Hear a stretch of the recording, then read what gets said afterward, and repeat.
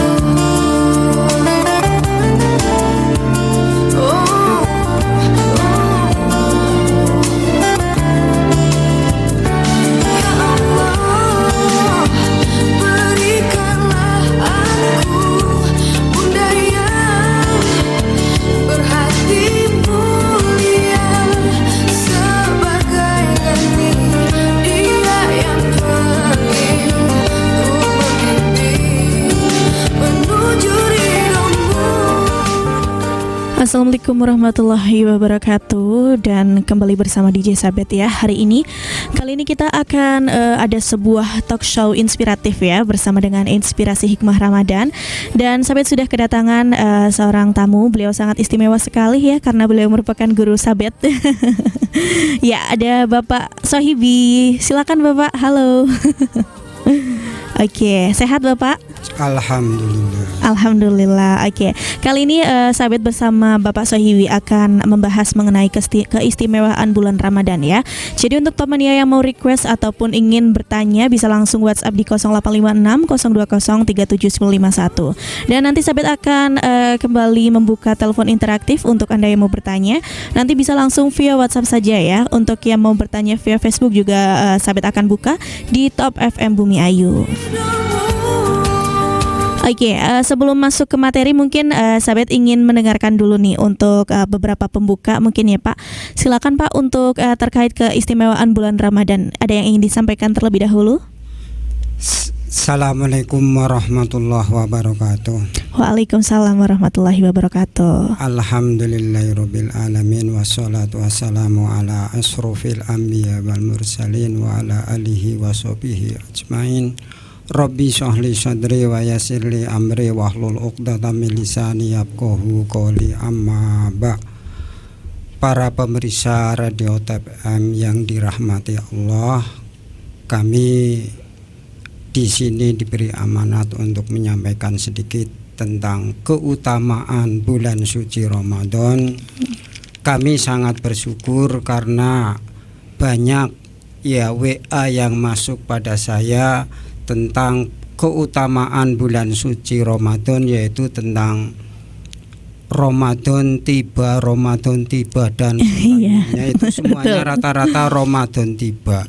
Lah mungkin saya pikir ini dari orang Jawa, karena tidak Ramadan jatuh, Ramadan enggak. Tiba ya Pak ya. Tapi kalau masalah asmara kok jatuh cinta, tidak tiba cinta. Iya, betul juga gitu. Betul. Ini menunjukkan bahwa masyarakat sudah senang cinta terhadap keutamaan bulan suci Ramadan. Di antaranya bahwa bulan suci Ramadan itu terkabulnya semua doa. Nah, doa apa saja pasti Allah berjanji akan dikabulkan.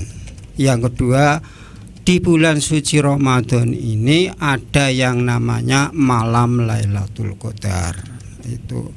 Dan yang ketiga, bahwa di bulan suci Ramadan ini ada ibadah, yaitu ibadah diwajibkannya puasa.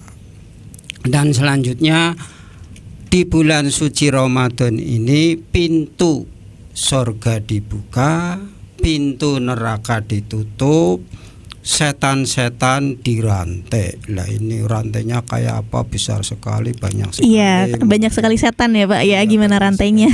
Gimana rantainya? Itu malaikatnya capek mungkin itu kalau ngerantainya satu-satu itu seperti itu. Nah, makanya mengapa kok bulan suci setan dirantai seperti itulah. Makanya kita mumpung diberi kesempatan, diberi kesehatan, mari kita bersama-sama jangan sampai kita bobol bulan suci Ramadan ini. Karena kalau di bulan suci Ramadan ini, karena ayatnya itu ya ayyuhalladzina amanu kutiba alaikumusiyam al-ayah. Di sini kalau kata ya ayyuhalladzina amanu berarti ada konsekuensi hukumnya. Kalau sengaja tidak puasa maka tidak bisa diganti walaupun dengan sepanjang masa. Makanya kita harus hati-hati, kecuali memang berbuka yang diperbolehkan oleh syariat Islam. Itu seperti itu. Oke, jadi itu pembuka untuk topik kita hari ini ya Pak ya. Kebetulan sudah ada WhatsApp yang masuk nih Pak. Ada yang menanyakan, Bapak mau nanya dong, kalau misalkan Ramadan setan di kerangkeng, itu kenapa masih ada orang jahat ya Pak? Ini kayaknya yang habis dijahatin deh Pak ya, yang komentar ya. Gimana, mau dijawab Pak? Ya, memang hadis itu ada dua pendapat, yang artinya itu secara maknawi dan secara majazi. Kalau secara maknani memang seperti itu, setan dirantai, terus apa pakai rantainya rantai besi ya. Seperti itu kan repot juga. Tapi kalau ada ulama yang mengatakan maksudnya itu dirantai itu secara majazi. Mengapa?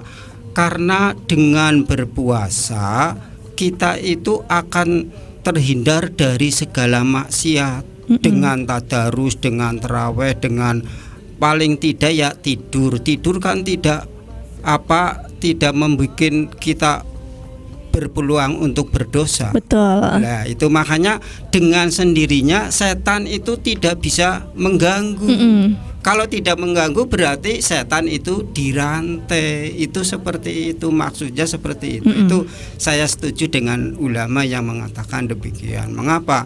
Lah mengapa kok orang kok masih banyak yang tidak puasa di bulan suci Ramadan? Ya karena apa?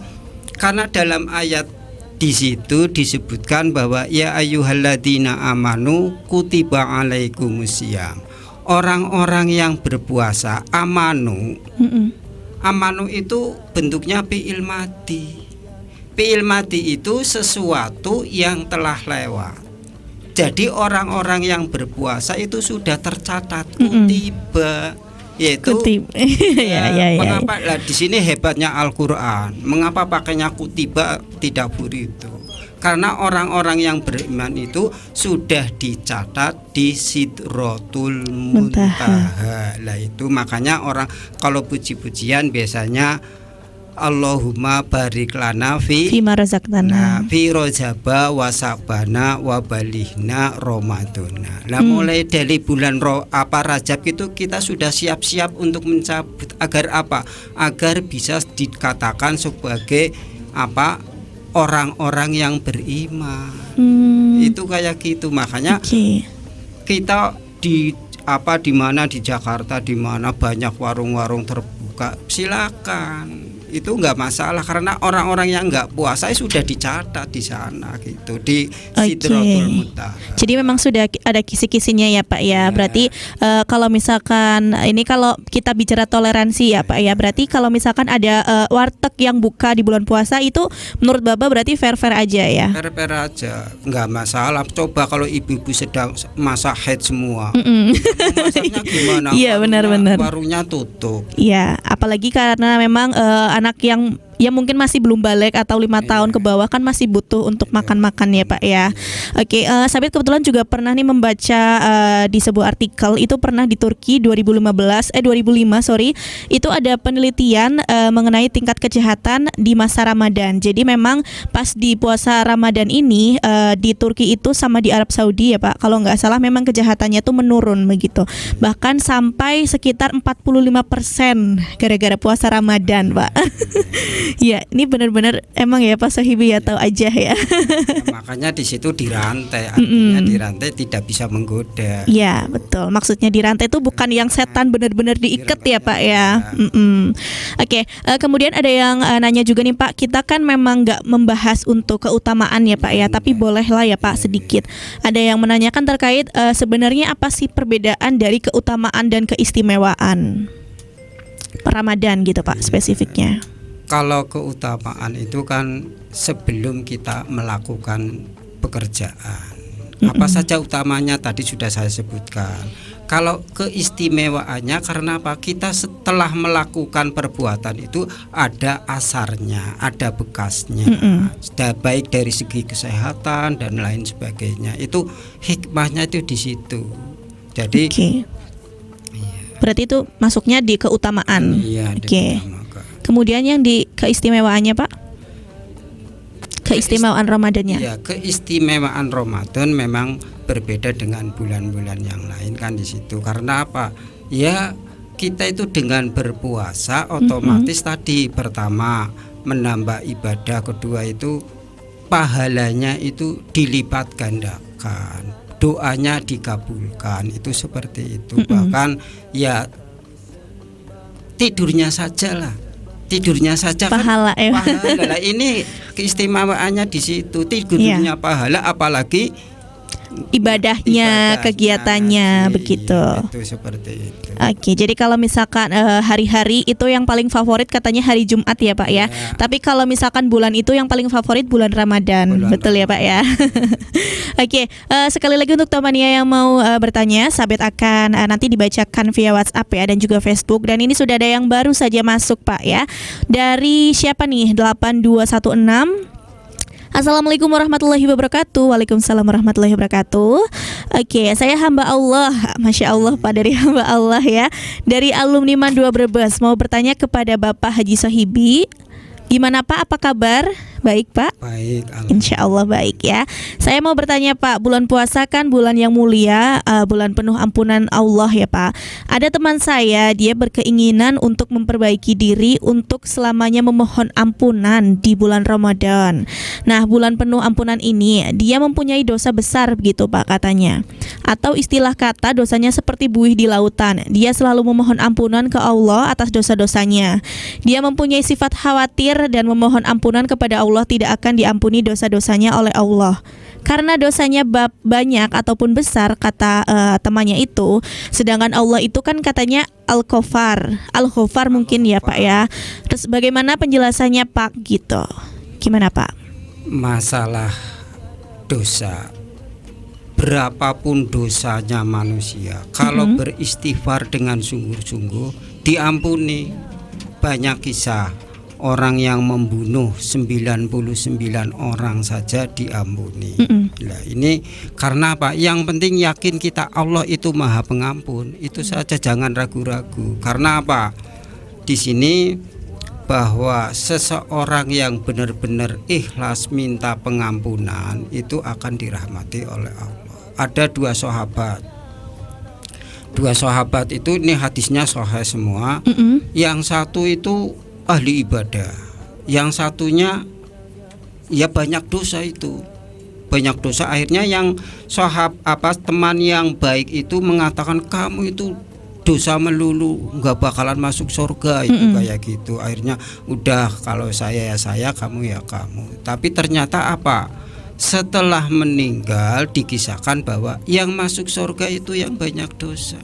Justru yang tadi Pak, temennya yang banyak maksiat katanya itu. Banyak maksiat itu masuk surga. Gara-gara apa? Ya rahmat dari Allah. Itu loh. Makanya bulan Ramadan bulan rahmat lah, ini kesempatan. Karena ibadah saja nggak cukup.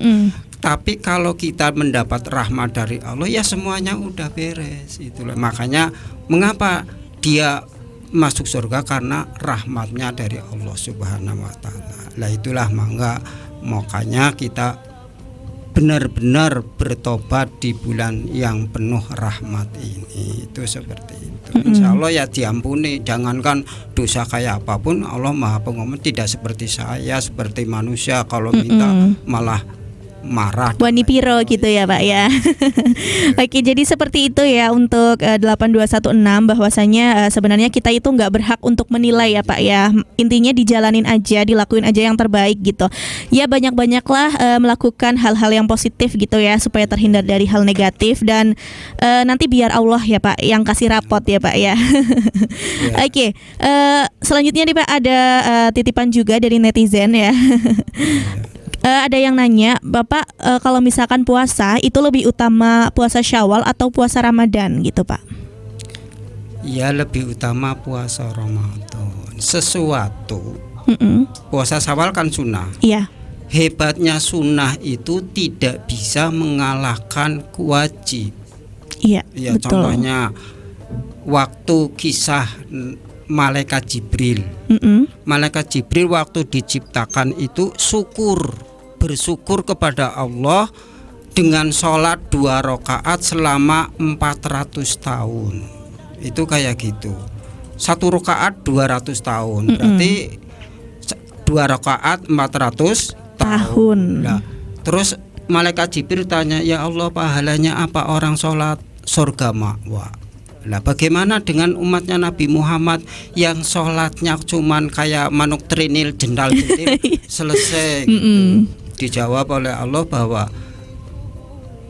tergesa-gesanya cepatnya umatnya Nabi Muhammad dalam melaksanakan sholat itu lebih bagus pahalanya daripada Malaikat Jibril yang 400 tahun.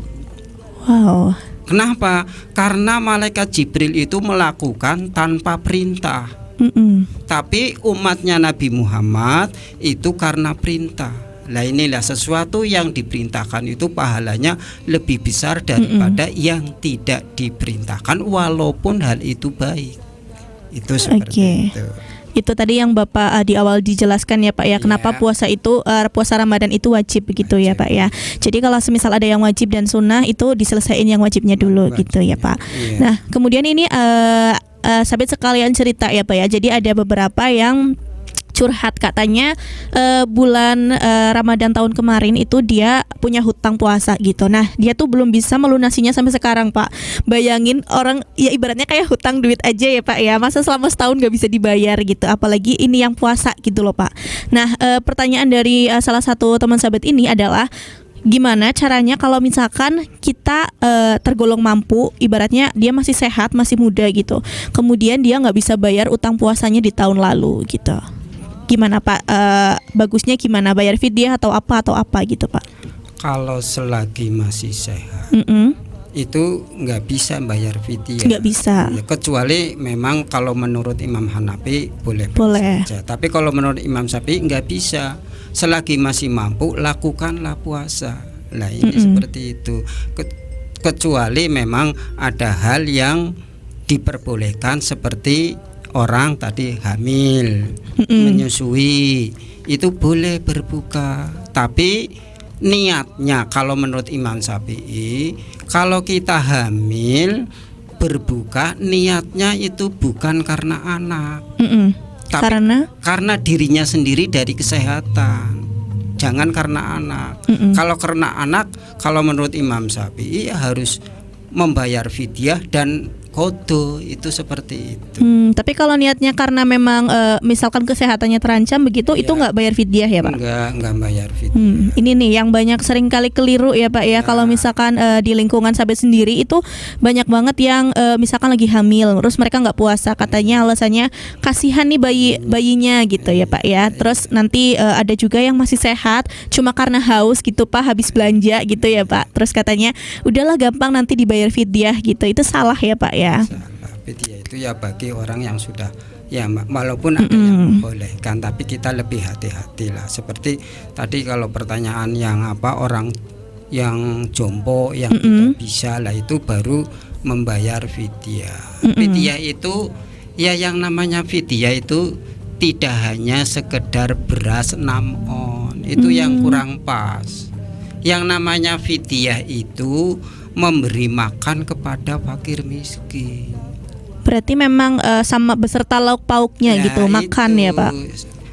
Makan lauk nasi itu namanya mutih. Kalau ngasrep ya Pak. Ya, ngasrep. Makanya ya itu ya kurang pas lah. Kalau menurut kami yang saya baca ya, yang namanya membayar fidyah ya beras, indomie, telur, seperti kita biasa makannya itu seperti itu. Itu seperti yang terjadi kalau di masyarakat kita itu biasanya orang meninggalkan telung dina. Iya betul. Pitung dina. Lah itu kan diniatkan, kan biasanya mentahan.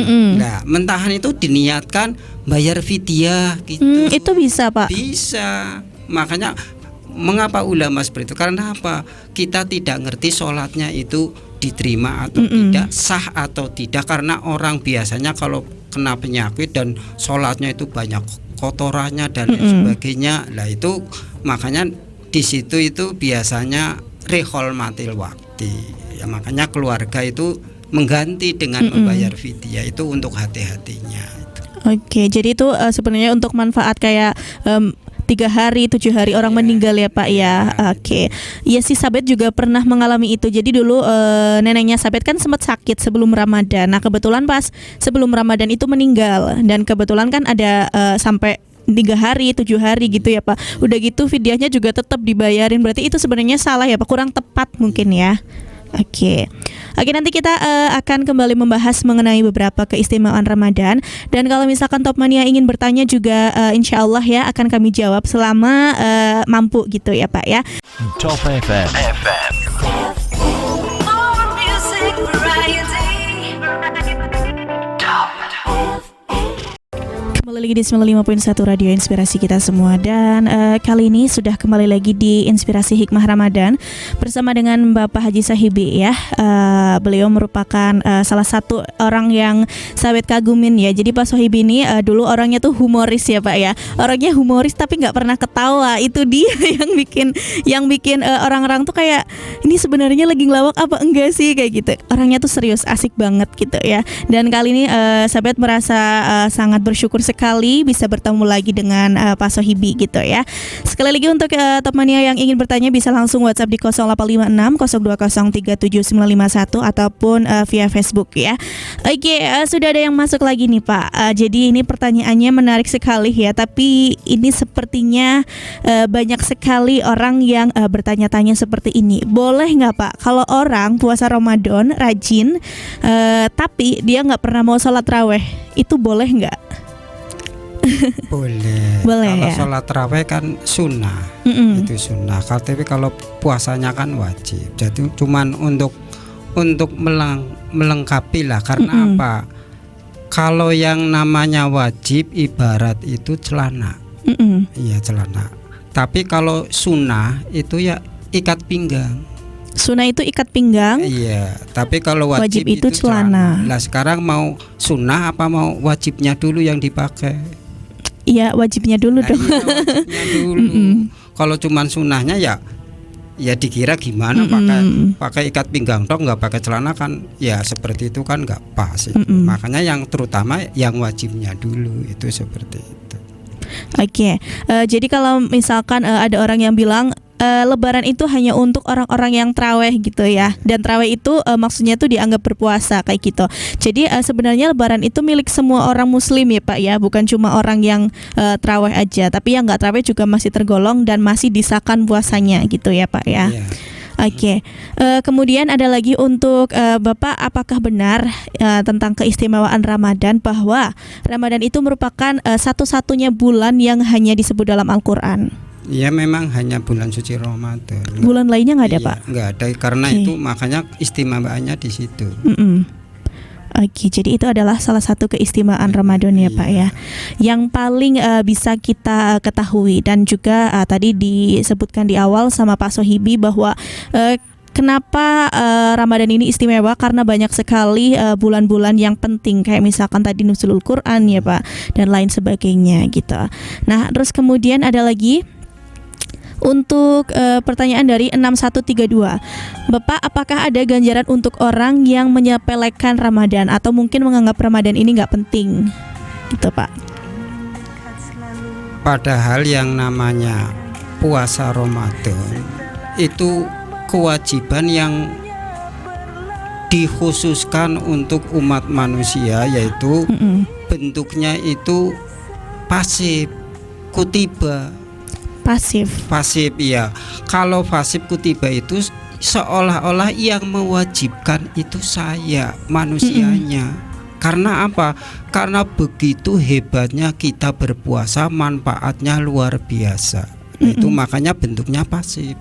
Itu menurut Quraish Shihab itu yang saya baca seperti itu. Makanya ya kita harusnya bersyukur, jangan menyepelekan lah bulan apa yang enggak makan siang dan lain sebagainya. Itu ya kurang pas. Makanya ya kita diawali dengan ya ibadah-ibadah mulai dari bulan Rajab itu seperti itu, bulan Ruah dan lain sebagainya. Dan ya kita itu selalu berdoalah agar ya bisa tahu tentang apa manfaatnya bulan suci Ramadan itu, sehingga dia benar-benar cinta terhadap Allah Subhanahu wa Ta'ala, itu seperti itu. Oke, dan ini juga salah satu hal yang paling yang gampang dulu ya. Kalau misalkan mungkin Top Mania sedang menyaksikan acara ini, begitu berarti kan ada sesuatu keinginan ya Pak ya untuk memperbaiki diri gitu ya Pak ya, supaya lebih mantap gitu. Kalau sudah tahu kayak misalkan kita suka sama orang, tahu orangnya istimewa, kita kan jadi makin mencintai gitu ya Pak ya. Oke, berikutnya nih Pak, ada yang mungkin sangat berpengalaman gitu ya, banyak sekali bahwa ada yang misalkan di hari pertama Ramadan atau puasa itu ada yang sahur, kemudian pas sahur itu pas azan imsak Pak. Nah itu bagusnya gimana? Dilanjutkan, dihabiskan satu piring atau segera berhenti dan udahan gitu? Lebih bagus ya diberhentikan saja langsung ya berkumur langsung melaksanakan puasa, jangan dihabisin satu piring karena sudah kecuali masih keadaan imsak. Kalau sudah adzan ya harus berhenti, itu seperti itu, karena batasannya ya mulai dari adzan sampai maghrib tadi itu mulai puasa. Kemudian tadi Bapak kan juga menjelaskan tentang beberapa manfaat puasa ya Pak, dan bahkan secara medis pun itu sudah terbukti, kayak misalkan ada orang yang sakit lambung tapi sebenarnya itu bisa disembuhkan bahkan dengan puasa. Padahal logikanya kalau orang kena penyakit lambung nggak makan, itu kan asam lambungnya naik ya Pak ya, tapi justru kalau puasa itu malah membaik gitu. Itu yang menurut sahabat bukti dari kebesaran Allah sih Pak ya.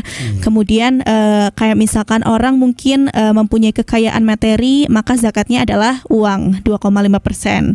Nah berarti kita pun sebagai manusia nih yang punya raga, yang punya tubuh, kita juga ada zakatnya ya Pak, 2,5% dalam bentuk puasa.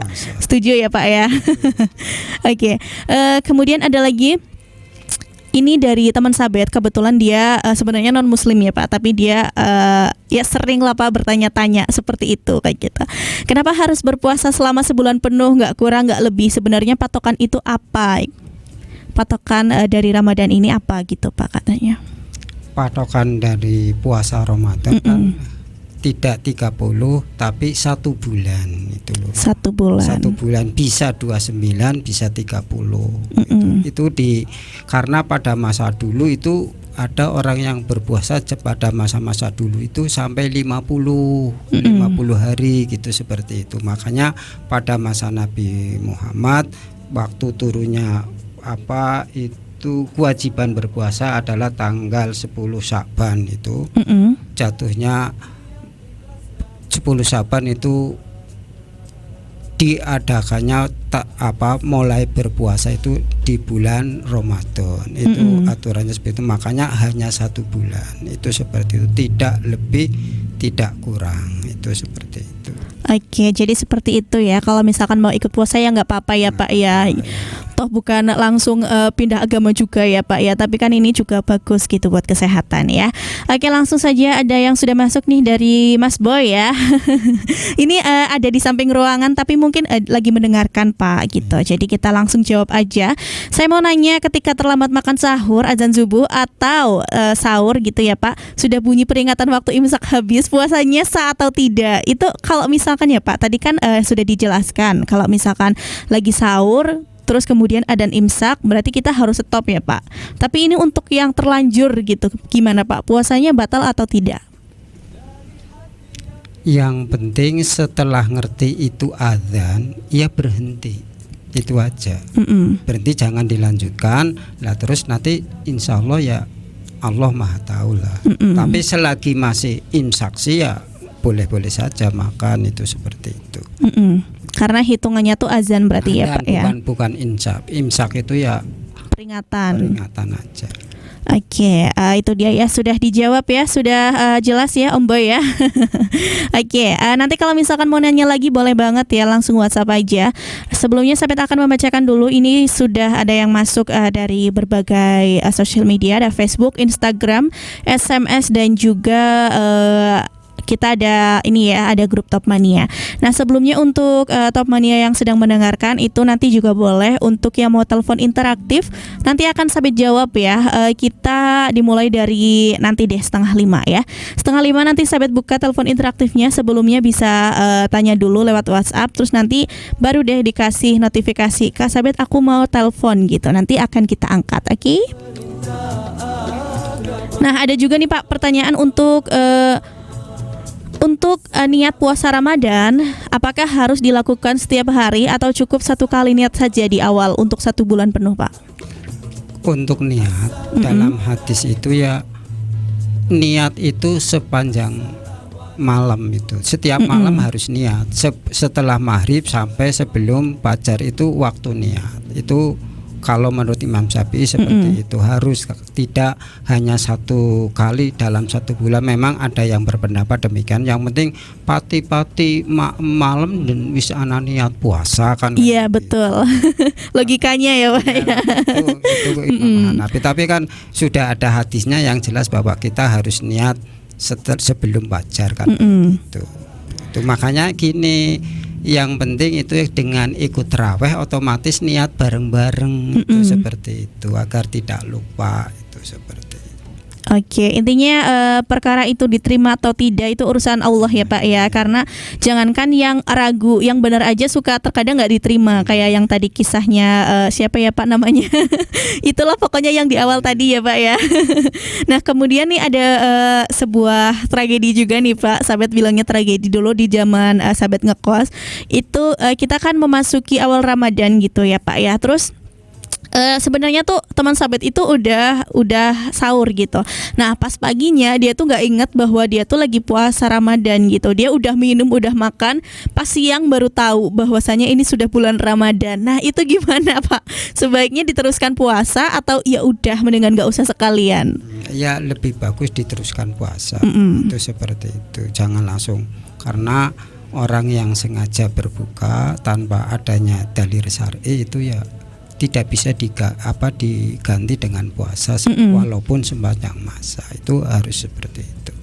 Oke, jadi harus benar-benar diganti aja ya Pak ya kalau misalkan memang ragu gitu. Nah kalau misalkan kita kan sering ya Pak dibeda-bedakan perihal awal masuknya Ramadan gitu. Nah ada beberapa orang yang saya kayaknya mau puasa dulu deh H-2 Ramadan. Maksudnya biar saya tuh lebih mantep puasanya karena sebelum Ramadan gitu. Nah kalau menurut Bapak sebenarnya untuk puasa sebelum Ramadan itu boleh nggak sih Pak? Tapi diniatkannya tuh puasa Ramadan gitu. Cuma dia takut ketinggalan. Ya nggak boleh, sudah ada ketentuannya itu seperti itu. Makanya kalau kita sih masalah mau puasa sudah gampang, ada tanggung jawab dari pemerintah, sudah diumumkan ini sudah masanya puasa, ya sudah kita ikut aja pemerintah, paling mudah itu. Nggak usah jadi mustahid sendiri itu. Iya betul.